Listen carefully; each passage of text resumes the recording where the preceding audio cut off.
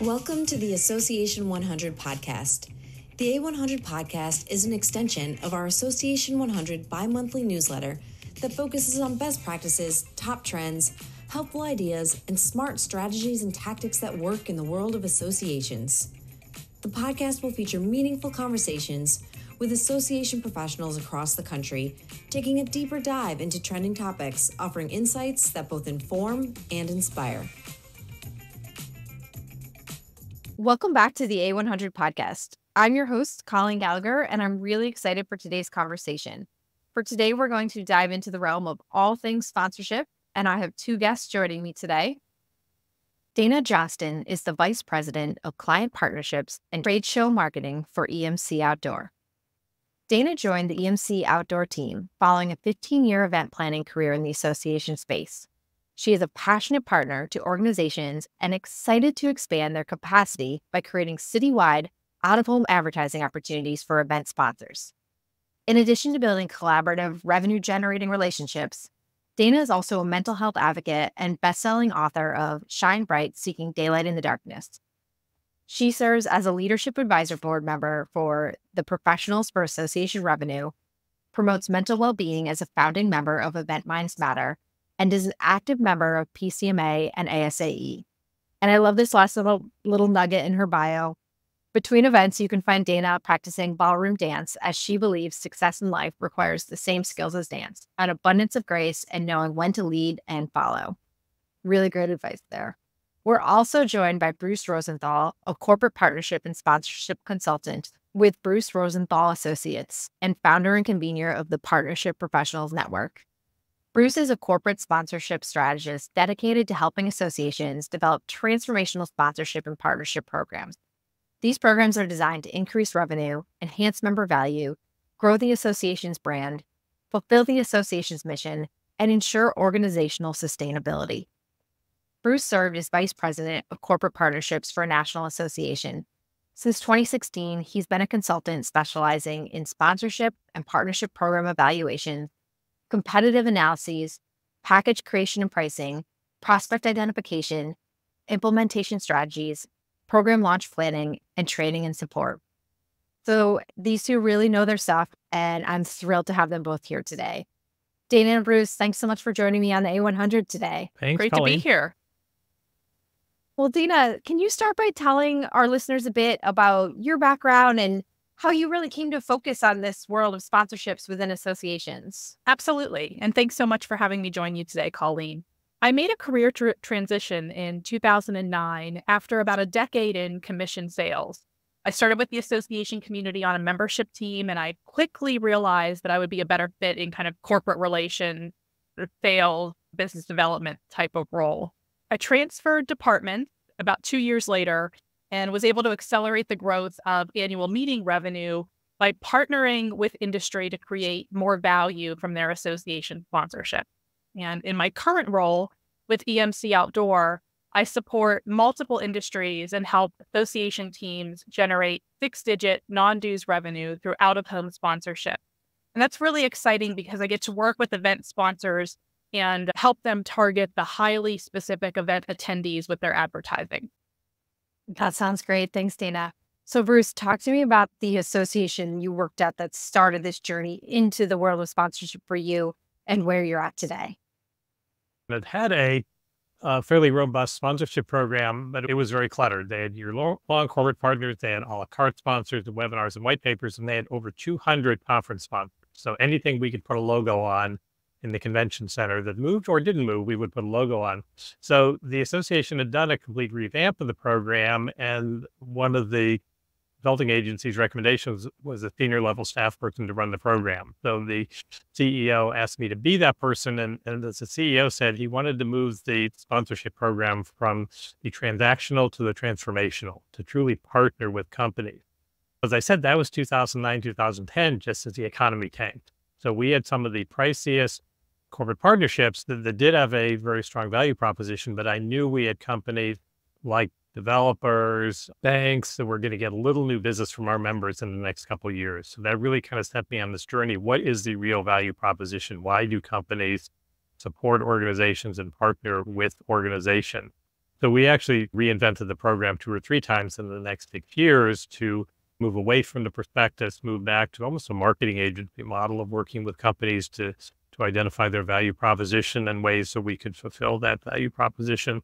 And when I started consulting about 8 years ago, continued taking what I had learned from that process at that association and from a lot of networking that I had done through a group called the Partnership Professionals Network, and continued to use that information to help organizations create more robust sponsorship programs to increase revenue and member value. And then the pandemic came about 5 years ago. So that really shifted things again. It created I know we'll talk a little more about this, but from sponsorships that had been mostly meetings and conference focused to other sorts of models. So we'll talk more about that. Great. I think the transactional to transformational should be a banner hanging in like any association's conference room when they're thinking about how to do these things. Yeah. I love that. All right, let's dive into things here. First, how about you kick us off? One of the things the three of us talked last week, and the thing that really came through for me that both of you hit on was this year-round responsibility around how associations should view sponsorships rather than, like you said, tying it to those events. So what are your thoughts there? In a way, sponsorships, which are an extension of exhibits, actually go back, I used to say decades. It actually goes back centuries to when folks set up in the medieval times, set up their booths with their wares on the street corner. And we offered that for exhibitors for many years. And that's fine for companies that are looking for some brand visibility and some quick touch points with members. But I think the other thing we found with a lot of the companies, they're looking for more year-round visibility. In fact, there was a sponsor company who told me a couple of years ago that we market 365 days a year. We need to be in front of members on an ongoing basis. The conference is a snapshot in time. And even with a little pre and post, it really is not achieving our company's goals. And that's probably one reason that we see, even for companies that do come to the conferences, and this has been true for years, they've been cutting back on the size of the exhibit booths in some cases. They're cutting back, in some cases, even on registering for the conference. And their corporate execs hang out at the hotel bar in the evening and they talk to members. So how can we help companies create those more engaging relationships than standing behind a booth for a number of hours each day? And I think, as we've also heard, the marketing guidance for years has been, an audience needs to hear a message 7 times before it resonates. So hearing a message once or twice at a conference is not going to really instill that company as a company of choice for members. And the other thing we're finding is that companies are doing a lot more measuring than they used to. And when I talked to sponsor companies even 3-4 years ago, and I said, how are you measuring sponsorship? And it was finger to the wind. We sponsored for years. We better keep coming back because we don't want folks to think that we're going out of business or whatever. So we'll show up every year and sponsor and get a boost. And now companies are talking about measuring return on investment, cost of customer acquisition. Companies that'll say, we track every purchase from the time we first meet that customer through the weeks or months until they sign a contract. So there's a lot more measuring. So it's harder to say, we'll give you a bigger boost and a sign and a banner and some ads and a wave from the podium. There needs to be more of really involving the company in the process. And companies will also pay for more and see more value in buying packages and not pieces. So even companies that in the past might have bought some individual pieces, the conference booth, the conference sponsorship of a webinar during the year, to really package that and package it in a way that adds value for the company as well as the member, creates that more transformational sponsorship with the higher value. Yeah, there's so much to be said for actually being able to show the value and the ROI. So I think that really matters. And Dana, when we talked, you had a really interesting perspective on the responsibility and it not just being this person's job. And I'd love to hear you elaborate on that and share some of your thoughts around that with our listeners. Yeah, first of all, I agree with everything that Bruce said, but there needs to come a point where you teach your staff how to do that. And so that's where I think the corporate relation sponsorship team, whoever is involved, to really take ownership and say, where are we going to be in 12 months? Where are we going to be in 18 months or 2 years? And just looking down the road is really smart business. Now, that's not only for your industry partners and building relationships so that they know and trust you, but also building relationships internally so that your other departments understand that they can come to you with a wish list, with a list of, here's what I'd love to do, but we don't have the funding for it. Talk to all the industry partners and see if you can gather some funding for this dream project that we have. So those kind of conversations help build relationships that are mutually beneficial, not only for the industry partners, but also for association leadership, different departments, and ultimately serve the membership with that open dialogue and constant evolution of where are we going in the future, not just reading emails, taking meetings and getting stuck in the minutia, but really lifting our heads up 4 hours a week, 10% of our work week, 3 or 4 hours a week to say, where are we going in the future? And I think leadership can support that by holding their teams accountable and say, what did you accomplish this quarter that's going to benefit us 12 or 18 months from now? I love that thinking and that importance on actually scheduling that time to look ahead. Is there anything more there that association teams can be thinking about to really plan out sponsorship opportunities throughout the year? How would you advise them, Dana, on that perspective? Bruce may have some better thoughts here because he works as a consultant in that area, but I worked on a small team. And so I think it comes down to individual ownership and empowerment. That sponsorship professional, that corporate relations professional needs to own the relationship with industry. And they should be asking questions like, if you could do anything in partnership with our association, what would most excite your leadership? And then you take that vision to your internal teams and if there's a way to make it happen. And then you also ask them, what could we be doing as an association team to support you and make your jobs easier? Because maybe there's things you could be doing there that could gather funding. Yeah. Bruce, you talked about packages and not just transactions. And that made me laugh internally because I remembered a specific comment association where I worked with that was like, if we could sell the toilet paper, we would. So they would slap a logo on anything. Mm-hmm. But when we think about effectively integrating sponsorships into broader initiatives and packaging them, how can you help people there? What should they be thinking about? Well, working with sponsors really starts with the association. So I had a slide in one of my PowerPoint presentations that said there are 3 rules for a successful sponsorship program. Rule number 1, stick with your association's mission. Rule number 2, stick with the needs of members. And rule number 3, don't forget rules number 1 and 2. So interestingly, that has nothing to do with the companies. This is all about the association. So I think because there are sometimes those barriers with staff and board and senior leadership at the association, to start by saying our sponsorship program is mission and member focused. End of story. So then it's about, and Dana touched on some really good points, talking to staff. What does the association need? Somebody told me once a story. They were director of sponsorships for an association. They went to each staff department the week after the association's budget was approved and said to each department head, what did you ask for in your budget that was not approved? Maybe I can find a sponsor to support that. So the good news there is that you've got a friend for life from that staff person if you can get that funded. And when you go to a company with that idea, a company with the expertise in that area, you can go to the company and say, this idea has already been vetted. Staff determined this was a good idea. The only problem was we just didn't have the money in the association's budget to fund it. But your company will be a rock star if you can come in and support this webinar or this research project or this white paper, because we've already vetted the idea. And it'll position your company as a thought leader, as really filling an information gap, not just, as you said, Colleen, another logo on the toilet paper, on the escalators, or on the column wrap in the hotel, or any place else. Because and I think this is part of changing the mindset, because often when I talk to association staff and client associations, I'll say, how do you think your association could add value for sponsors? And the answer that I get more often than anything else is logo placements. We can get them to sponsor the webinar and we'll put their logo on the first slide and the last slide.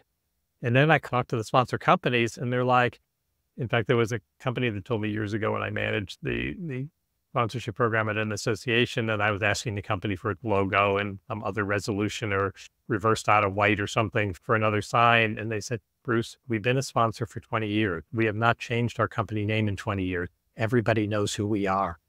We don't need another logo placement. What else do you got? That's funny. Dana, people can't see us, but your facial reactions are cracking me up here. So I know you have some thoughts. Tell me what we're thinking. Yeah, it's an education process, right? If you are leading relationships with industry and they trust you and they're telling you their ideas and you're taking them to your internal departments and you're breaking down silos and you're building relationships on those fronts with your fellow colleagues, and they tell you, I can give them a logo, you really have to educate. You have to explain that logo doesn't have value. But 45 seconds of speaking and giving a story, this is stolen right from Bruce's others conversation, but tell a story about how your product or service helped the membership solve a problem. That adds value. That's what your sponsors need and want and quite honestly deserve. And your members need it too, because it's those visual stories and those outcomes and those case studies that are going to help them uncover a potential partner for their own business. Yeah. Yeah. Good stuff. So shifting gears slightly, Bruce, one of the things that the three of us talked about last week was this actually asking the sponsors and the partners what they want, what they need. So what are some barriers that you see associations facing when they're trying to involve corporate partners in these discussions, or maybe barriers for even having those discussions? And how can they get past those so that they really get to a place of collaboration? I think the first thing that's very important to recognize now is it is a very competitive marketplace. And part of this is post-COVID lockdown. So Zoom, social media, AI, Google. Because 10, 12 years ago, when I worked at an association and a company came to us and said, Bruce, we got this great idea. We can work on this webinar with the association. And I'd bring out the list of rules. If you submit a proposal, it'll go to the committee and we'll review it. And I think we can get you on the schedule in 6 months. And now companies are like, our company's been putting out some white papers and doing some webinars. We've actually created an online community of 2,000 of your association's members. We can reach and teach on our own. We can do that webinar in 3 weeks on our own. Now, I think we should also add to that, the company would rather do that with the association and have the brand affinity and work collaboratively. But companies also now, if the association doesn't want to collaborate or at least engage in some sort of co-opetition with the companies, can go out there on their own. So I think when we get past the mindset that, in fact, when I was promoted to the position of VP of Corporate Partnerships at that association in 2009, one of my colleagues who had been on staff for many years saw the announcement about my promotion and said, Bruce, congratulations, you've gone to the dark side in working with those companies. And there were others on staff as I began to try to work, as Dana said, work with staff, with the supportive leadership on behalf of the sponsor. And my good colleagues on staff, and I'd worked there for 5 or 6 years already, so I had good friends on staff, and there were all these barriers. It was, we let that company do a webinar 7 years ago, and they tried to sell during the webinar. And how do you even remember that from 7 years ago? So to get past the barriers, think about cooperating or at least co-opetition with companies. And to do that, again, on behalf of members. And also, as Dana said, it takes some coaching of the companies. Some companies are still in the old mindset of, oh, we're gonna get the microphone and we're gonna talk about our company's history and where our regional offices are and who our corporate execs are. And Dana had really the right answer. Coach the companies to give an example of how they are helping members without mentioning their specific product or the catalog number of their product. How are you helping members? And when I was coaching some companies on the concept, when I worked at the association and I was working with somebody on the association's education team, and my education colleague said, Bruce, we really can help these companies with is the idea of educating to sell, not selling to educate. So if the companies are positioned as thought leaders, if members remember them as, oh, I was really having a struggle with that issue, and I remember a webinar that company presented at, and they really had an answer that helped our company or our organization, that will be memorable.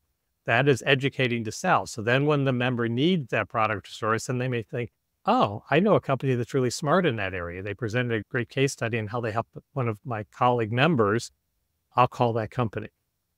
If a company wants to sell, there are many opportunities to do that. There are exhibit booths, there are banner ads, there are other ways they can get their marketing message out. But this idea of educating to sell and reserving that for those top tier year-long companies and rolling that into the packages. Yeah, you can never underestimate the power of a good case study, a good success story. That can go a long way. Right. So, Dana, you've had a lot of great success in selling at higher levels. I'd love to know, how do you coach industry partners to really align those sponsorship offerings with the association's mission and member needs? Yeah. I have a gift for asking good questions. And I think that is tremendously lacking in a lot of professionals, not even association professionals, not even corporate relations or sponsorship professionals. But when you get curious, when you slow down and get thoughtful and say, why do you want to sponsor this particular initiative? Why do you want to be a part of this webinar? And let them tell you, you uncover those needs and wants that make it easier to integrate a sponsorship that matches the association's priorities and the sponsor's priorities. I think one of the keys there is just trying to walk a mile in that sponsor's shoes and understanding they are in this same boat with the association members, with the association leadership. They are trying to advance the field in the exact same way. They just have a different paddle than the members have. But we're all going in the same direction, solving the same problems. And so getting curious about their mindset and their philosophy to how they do that, when they do that, why they do that, will help you position them for success through some type of a sponsorship with the association. Yeah. I'm gonna go off script here for a minute. I know we didn't prep for this, but I'm curious, Dana. So with what you do at EMC Outdoor, for associations that have never done this, have never partnered with an organization that's going to help them sell those types of out-of-home advertising sponsorships, what's the association mindset need to be, and how do they need to look at that as an opportunity? Yeah, it's something that oftentimes your top sponsors are doing anyway. So we support typically your largest event of the year with an out-of-home partnership to help create non-dues revenue from airport activations, billboard activations, digital kiosks throughout the city leading up to the cityscape of the convention center or the hotel. And oftentimes you will see, when I was on the team at IDSA, we saw those ads from our top sponsors throughout the city of San Francisco. And our board and our leadership was like, we need a piece of that revenue. And that's what EMC Outdoor helps you do, is take that revenue that's available. Those inventory of those out-of-home media are available to everybody at any time, but there's a way to grab it for your association. And associations, while we know there is a lot of competition, they still are a leader in gathering the thought leaders and the industry professionals together for a limited amount of time in a city. And so when you're supporting the association throughout the year, you're part of a white paper, you're part of a webinar, you have an exhibit booth, and then you have out of home, those repeat messages, as Bruce said, sometimes seeing something multiple times increases the click-throughs to your website, increases the purchases of your products and services. So I think that's how we do it, and why it is so incredibly successful with association audiences is because of your target market being so specialized and focused in one geographic area for a certain amount of time. Yep, that makes sense. And there's any opportunities like that, I think, are so important for associations because they're always looking for opportunities for non-dues revenue. And so how can you get creative with sponsorship opportunities is huge. One thing I talk about, though, and in almost any topic we cover on this podcast, is the silos at associations. So Bruce, I imagine in your consulting, you probably have dealt with this the most, but talk to me about the importance of breaking down those silos and encouraging cross-departmental collaboration when it comes to sponsorships. I think that because of some of those hesitancies to want to work with sponsor companies, yeah, there often is. I know when I had that role at an association, it was like, Bruce, those are your sponsors. You work with them. You meet their need. And yeah, so I spent a lot of time thinking, how do we break down those silos? And I thought, are there any models for this? And I realized there was one sitting right there in front of me, the association's annual conference. Everybody on staff works together before, during, and after. So for months and months before, there's of course a role for the education team and the conference planning team to work with the hotel or the conference center, and the IT folks to help with registration, and the marketing folks to push the marketing out there. And each department on staff, research, public policy, are all working on session. So they all know how to work together. They don't just say, oh, the VP of education, she'll run that conference. And then on site in the association where I used to work, there were, I think, 70 staff people. 68 of them were on site at the conference center. I think the only people that weren't on site was the one person that stayed back to staff the office and a woman who was on maternity leave. And actually, the guideline at that association was that for the duration of that conference for 4 days, everybody on staff reported to the conference director. You did not report to your team director. So unless you had a place to be running a session or a networking group, if they needed you to staff registration or to help people get seated at a reception, you were at the beck and call of the conference manager. So associations do know how to do this. I think another model is the association's website, where in many associations, every department has a role. You need to either write or in some cases actually post your own content on the association's website. So we do know how to do this at associations. So I think it's really looking at sponsorship, both sponsorship revenue and the content that sponsors provide as an overarching goal for the association. And as Dana said, with a strong leadership push, and that is all leadership. So of course, the CEO, and when I started staffing the program at the association in 2009, and I got a call from one of our corporate partners and wanted to meet with the CEO, and I went to the CEO of the association. I said, can I set up a meeting? He said, you don't need to ask me. Go to my executive assistant and put it on the calendar. I will be there.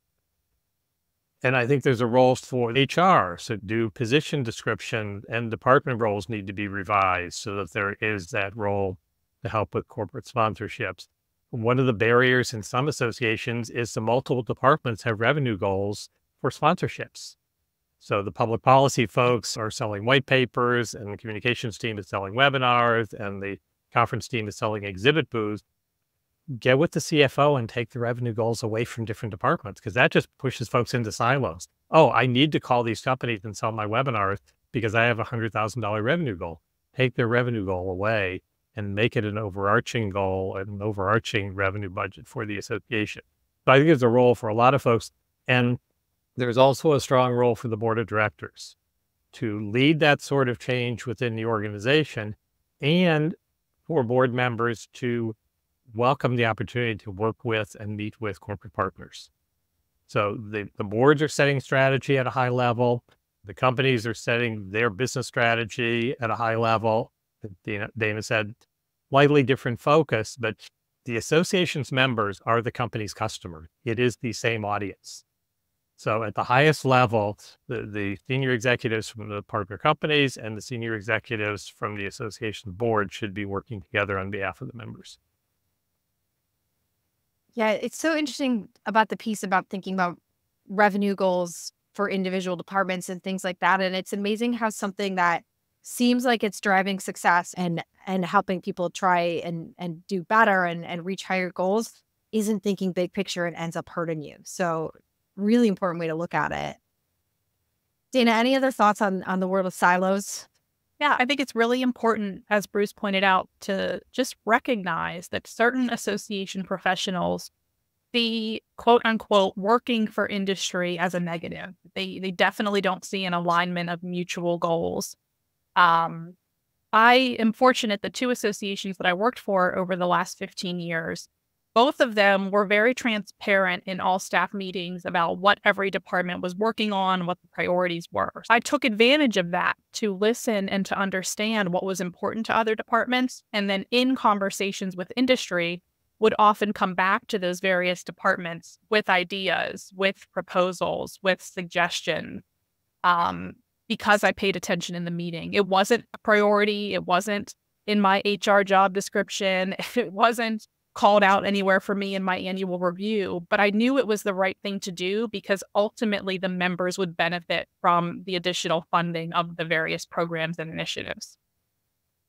Yeah, I think just to reinforce that, I think that's critical that the person in charge of sponsorships has that seat at the senior staff table and knows about new initiatives or changing initiatives. And it can be as simple as Dana said, connecting the dots, or it could be as simple as calling a corporate partner after one of the meetings and saying, gee, I just heard at a staff meeting, we're working on a new research report that I think would be of interest to your company.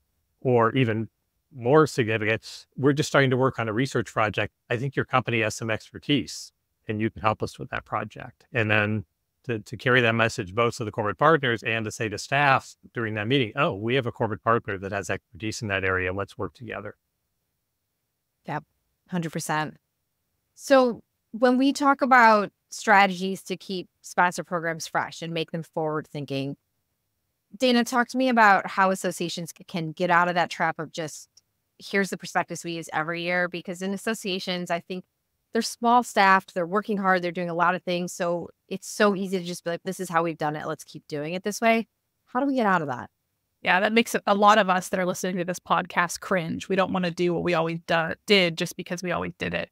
I think there's 3 things we can do. We can ask industry what they want and what they want to see and what they see in other engagements throughout the year that would be nice for us to offer. So just open it up to ideas.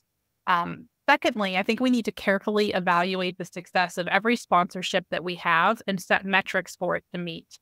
And when we miss those metrics, maybe a year or 2 in a row, just sunset the offering. Stop bringing back the zombie programs. And then number 3, really, professionals at every level of an association spend 4 hours a week looking for innovative ways to position your department, your association, and yourself for future success. Those are great tips. I love all of that. Bruce, how about you?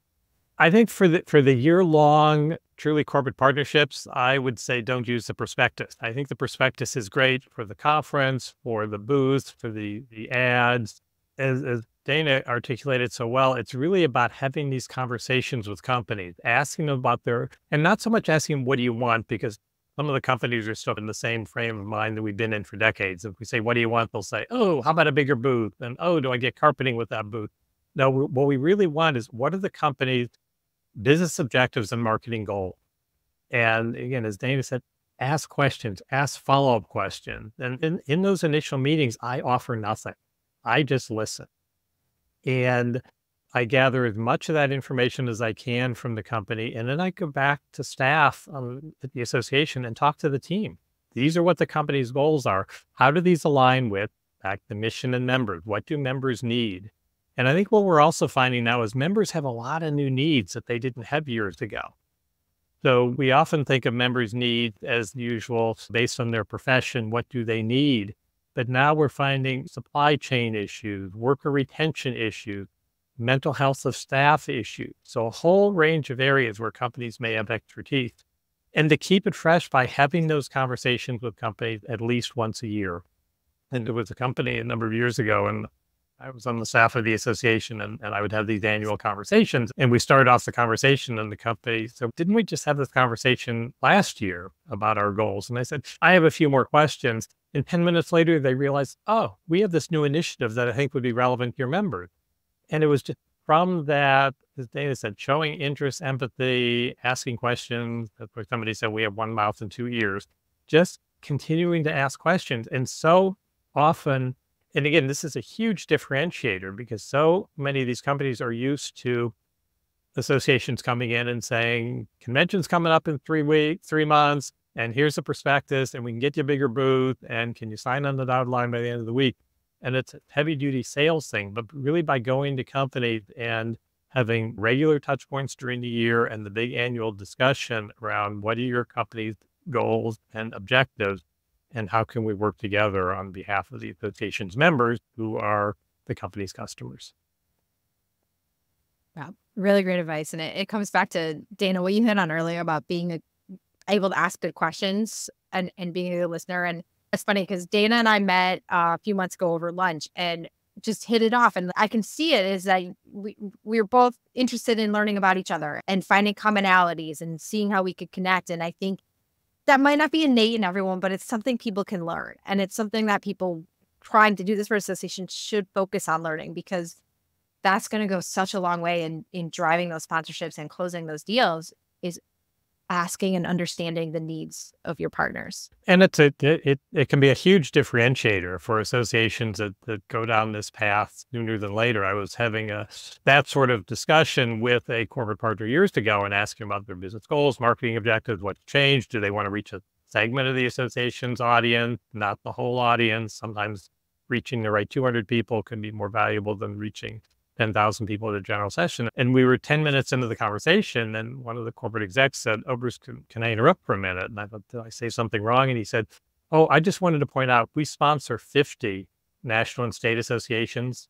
Nobody's ever asked us these questions. They come to us with a prospectus. Do you want gold, silver, bronze?" And they said, if we never hear gold, silver, bronze again, we will be a happy company. There is a role for that, and definitely for the good work that Dana does. There's definitely a role for the visibility and the logo placements and all that when it's married with some more substance. So the two of that, or the three or the five things, because even for associations that are selling those pieces, I think if you sell 3 pieces, 1 + 1 is a package, it can equal 5 or 10.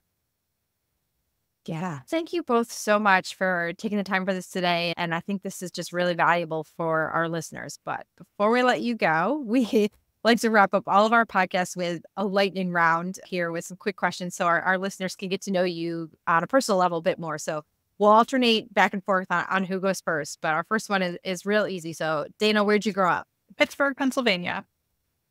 All right, Bruce, how about you? I was born in Pittsburgh, lived there for 6 months, so we can't share too many stories about it. I grew up in the suburbs north of Chicago. Great. All right, Bruce, what is your Starbucks order or go-to morning drink if you're not a Starbucks fan? Starbucks, usually grande dark roast and cold brew in the hot weather. Nice. Dana? Vanilla oat milk latte. I like it hot even when it's hot outside. I'm with you. I drink my hot chocolate all year round. People laugh at it, but I'm like, it's cold once I get inside the air conditioning. So, Dana, if you won the lottery tomorrow, would you still work? I think I would work in some capacity because I'm very driven to make the world a better place.